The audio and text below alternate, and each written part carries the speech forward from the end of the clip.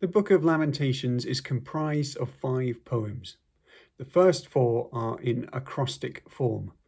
That is, the first line begins with the first letter of the Hebrew alphabet, Aleph, and the second has the second letter, Bet, and so on to the end, 22 letters in all. Chapter 3 is unique in its pattern as it devotes 3 lines to each letter.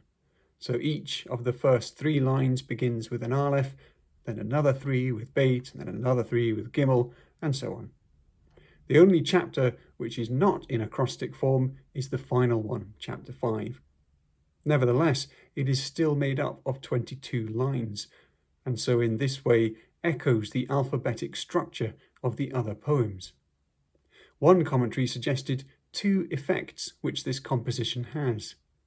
The first is that these poems give a sense of totality or utter completeness in the judgment which the Lord has made, as they span the whole alphabet and go from A to Z, or rather Aleph to Tav.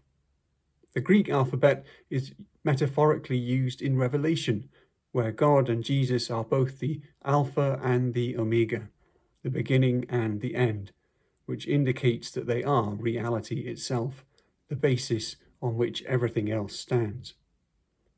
The second effect is one of order.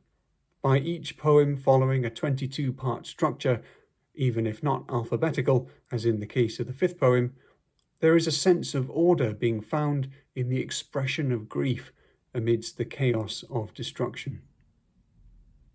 There is an ancient tradition that Jeremiah wrote these poems, though the book itself does not say this. The ancient Greek translation had this preface: "And it happened, after Israel was taken captive and Jerusalem was laid waste, Jeremiah sat weeping and gave this lament over Jerusalem." In 2 Chronicles chapter 35, when Josiah died, verse 25 says that Jeremiah uttered a lament for him, and that this and others were made into a custom and were recorded in the Laments, which is presumably one of the lost books of Israel. But this is at least evidence that Jeremiah wrote laments. Much later on, Zechariah mentions fasting and laments in certain months in chapters 7 and 8 of his book. It is possible that they included what we have now in Lamentations. Turning to the poem in chapter 5, it begins with a request that the Lord do 2 things: remember and look.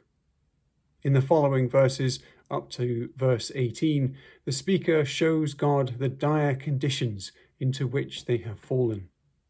Number 1 on the list is the loss of their homeland, their inheritance. It has been given to strangers. The gift of this land was at the heart of the covenant God first made with Abraham and reconfirmed with all the patriarchs, and was the enduring focus of the Exodus period and the wilderness wanderings leading up to the conquest under Joshua. It was a central feature of the law given by Moses, as by obeying the law they would be able to stay in the land, just as the abominations by former nations led to their destruction and exile. Bloodshed and other wickedness polluted the land.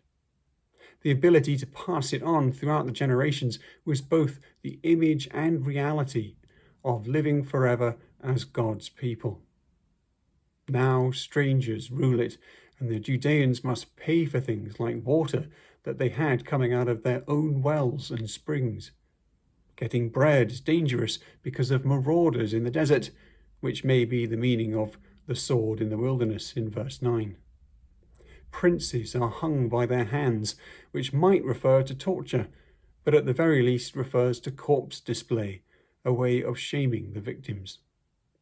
This section concludes in verse 18 with the description of Mount Zion as desolate. But though Mount Zion was the footstool of God, God is nevertheless still king. As verse 19 proclaims, the Lord reigns forever. Your throne endures to all generations. Even though the temple is rubble, the eternal throne remains, ruling all hearts, even the hearts of kings. The poet has been bewailing their fate, but he shows a true perspective here and a concern for what is ultimately just. This glimpse and declaration of God's sovereignty is the basis for what follows to the end. He asks in verse 21 that God restores their relationship so that they themselves will be restored. He does not ask for the things of the first 18 verses, such as land, food, and security, but understands that these were the benefits that came from the presence of God in their midst, when they honoured him as God alone and treated each other well as proof of their sincerity. They must be restored to God before they can be restored. The poem is not a prophecy. There is no prediction. The poem and the book end with uncertainty. Unless you have utterly rejected us and are angry beyond measure. Who knows? The poet offers no argument that God should forgive because he is merciful or faithful or concerned for his name. He is resigned to how God will deal with the remnant of his people, if they still are his people. As God himself is limitless, perhaps also his anger is limitless, and therefore their exile and their loss.